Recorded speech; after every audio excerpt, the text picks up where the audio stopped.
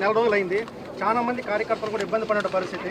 కార్యకర్తలను వదిలేసి ఈ రోజు భారత రాజ్యాంగ వ్యవస్థని నిర్వీర్యం చేసే విధంగా ఎన్నిక సార్ ఎక్కువ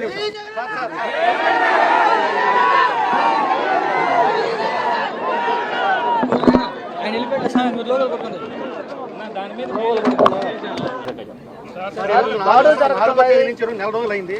చాలా మంది కార్యకర్తలు కూడా ఇబ్బంది పడిన పరిస్థితి. కార్యకర్తలను వదిలేసి ఈ రోజు భారత రాజ్యాంగ వ్యవస్థని నిర్వీర్యం చేసే విధంగా ఎన్నిక సార్ ఎక్కువ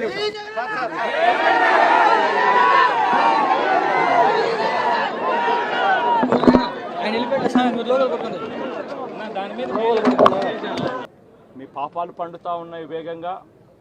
ప్రజలు దీన్ని క్షమించని పరిస్థితుల్లోకి వస్తారు. ఖచ్చితంగా మీకు బుద్ధి చెప్పే పరిస్థితులు రోజులు కూడా ఉంటాయి. శాతనైతే మంచి చేయండి, మంచి చేసి ప్రజల మనసులు గెలుచుకుని ఓట్లు ప్రజల మనసుల్లో స్థిరస్థాయిగా నిలబడే కార్యక్రమం చేయండి. కానీ తప్పుడు రాజకీయాలు ఈ మాదిరిగా నువ్వు ఒక్కరివే చేస్తావు అనుకుంటా ఉన్నావు. ఇదే మాదిరిగా కొనసాగితే రాష్ట్రంలో ఒక తప్పుడు సాంప్రదాయానికి నువ్వు నాంది పలుకుతా ఉన్నావు. నువ్వు వేసే ఈ బీజం, నువ్వు వేసే ఈ తప్పుడు సాంప్రదాయం, రేపొద్దున నువ్వు వేసే ఈ బీజం చెట్టు అవుతుంది.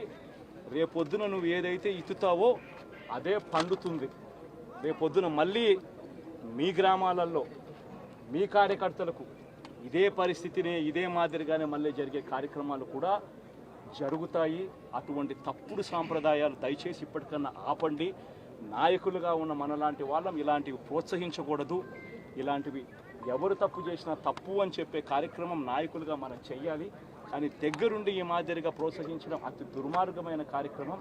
దయచేసి దీనికి ఫుల్ స్టాప్ పెట్టే కార్యక్రమం ఖచ్చితంగా చెయ్యండి చంద్రబాబు అని చెప్పి సందర్భంగా మరొక్కసారి చంద్రబాబును ఈసారి హెచ్చరిస్తున్నామని కూడా చెప్తా ఉన్నాం.